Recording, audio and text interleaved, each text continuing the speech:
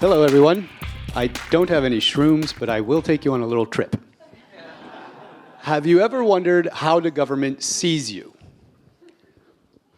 It's not through this guy. We're wired to think of government as something that happens through people, because that's how it's been for a long time. But as you know, it's through this guy. And there's a lot of things that it sees that we don't think about. Of course, it sees where we're going and what we're doing, but it also checks out our temperature, our gait velocity, how fast we walk, and there's more.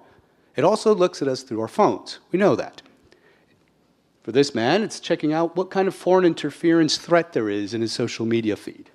For this lady, it's the information environment. Is it polarized? But it's this too. Now, I argue that it sees far more than you think. It can see your emotions: surprise, joy, fear, facial emotion recognition. It's very common. So, on top of all of this, it also sees what's around us. I like to think of it as fish in a fish tank. You want to know what the temperature is. You want to know the salinity. In our case, the air quality, the cyber risk, is it moderate? So it's not just what's happening to us, but what's happening around us. I've spent 5 years researching this stuff for a book called Political Automation. It's out with Oxford University Press. Check it out if you're interested.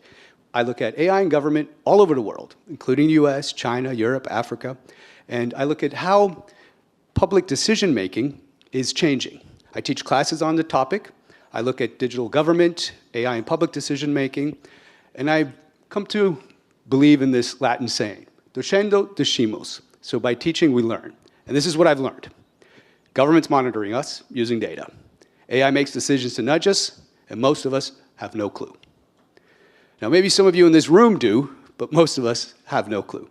And if we do, we don't want to accept it. But what's happening at heart is that there's a shift in how government is making decisions from individuals to machine-based assessments. It's no longer humans that make decisions towards you for resource allocation, for privacy matters. This is all being done by machines. So I argue in the book that legacy representative institutions are no longer adequate. They're time and place bound, and they just can't counter this era of ubiquitous algorithmic decision-making all the time. We need something new, something that fits with what's happening. So what kind of a new institution can this guy have that represents his interests in these AI machines? Well, first we have to start with an understanding that the government knows so much about this guy. Government is personalized. Government knows that this guy is connected to that girl, and this guy's connected to that girl. And that connection is maybe through social media or same neighborhood that they live in. We need something that is hyper-personalized to counter hyper-personalized attention. So the book, I argue, we need a third house.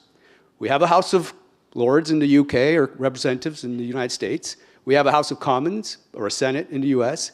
I say we need a chamber that will govern just AI in government. And this has to be a direct democracy. So who would we send to this chamber? Our digital avatars. AI-powered citizen avatars that express our preferences, interact with millions of other avatars, and ensure that these systems are deployed in our interest. Of course, it would have to be a transparent, placeless, accessible, and timeless institution, and conveniently enough, you have one in your pocket right now. This can all be done through your phone. Can you imagine a third house in your phone to ensure public inclusion in the way AI makes decisions about us? Why not? Well, we're trying some experiments around this. I also work at the United Nations, and I'm engaged in an experiment called Ask Amina, Ask Abdullah. And we've gone all the way down to Sudan and Chad. So Amina is a refugee living in Chad, and Abdullah is a militant living in Abdullah.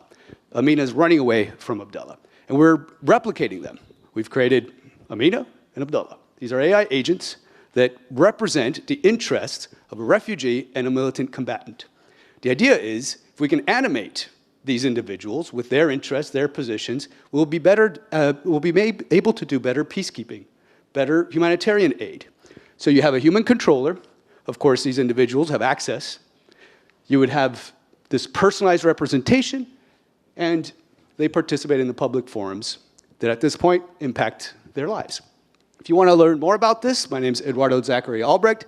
I'd be happy to connect on LinkedIn or chat afterwards. Looking forward to your thoughts, and thanks for listening.